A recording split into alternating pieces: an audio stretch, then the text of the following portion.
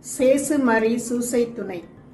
இறையன்பில் பிரியமான தோழமைகளே, சாலமோனின் வேறு சில நீதிமொழிகளை கேட்டு சற்றே நாம் அமைதியில் தியானிப்போம்.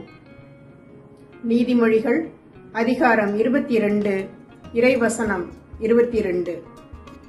ஒருவர் ஏழையாய் இருக்கிறார் என்று அவரை வஞ்சிக்காதே. ஒருவர் ஆதரவின்றி இருக்கிறார் என்று அவரை நீதிமன்றத்தில் சிறுமைப்படுத்தாதே. ஏனெனில் ஆண்டவர் அவர்களுக்காக வாதாடுவார். அவர்களது உயிரை வாங்க பார்க்கிறவர்களின் உயிரை அவர் பறித்துக் கொள்வார். நாம் இவ்வாறு நடந்திருக்கிறோமா?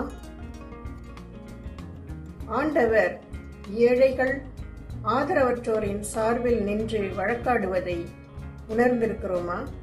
அமைதியில் யோசித்து நம் வாழ்வை சரி செய்து கொள்வோம்.